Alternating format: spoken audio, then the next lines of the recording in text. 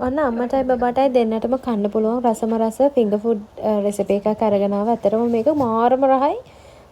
බබා කාලේ ඉතුරු වෙලා මමත් කෑවා. මේකට ඕනි වෙනවා ස්ට්‍රොබෙරි, එතකොට කෙසෙල්, ඒ වගේම අපිට ඕට්ස් හරි හාල් පිටි හරි බිත්තරයක් අවශ්‍ය වෙනවා. ඔන්න ඔය ටික තමයි අපිට ඕනි වෙන්නේ. මුලින්ම මම ස්ට්‍රොබෙරි ගෙඩි 3ක් අරගෙන ඒකට කෙහෙල් ගෙඩියක් කපලා මේ විදිහට දාගෙන ඒකට ඕට්ස් හැඳි 3ක් විතර මම දාගත්තා.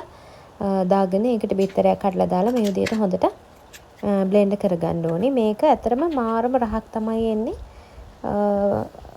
අම්මට කන්න පුළුවන් ඔය ඩයට් කරන අයට එහෙම මං හිතන්නේ මේක හොඳ කෑම වේලක් වෙනවා ඇති. මම දන්නේ නැහැ ඒක නම්. හැබැයි ඉතින් ෂෝක් මේක මේ විදිහට අරගෙන ඊට පස්සේ මේක ඔයාලට පෑන් එකේ පෑන්කේක් එකක් විදිහට හදා ගන්නත් පුළුවන්. නමුත් non stick pans බබාලට හොඳ නැහැ කියලා කියන හින්දා මම තීරණය කරා මේක ස්ටීම් කරන්න. ඉතින් මේ විදිහට කෙසෙල් කොලයක මම මේක දාගෙන ඊට පස්සේ විනාඩි 5ක් 10ක් අවශ්‍යත් නැහැ. ඉතින් ස්ටීම් කරලා මෙන්න මේ විදිහට ඔයගලන්ට මේක ගන්න පුළුවන්.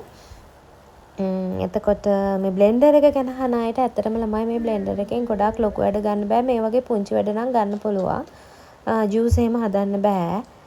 ඉතින් මේ වගේ බිත්තරයක් දාලා ෂේප් එකේ මේ වගේ පොඩි පොඩි දේවල් නම් ඉතින් හදන්න පුළුවන්.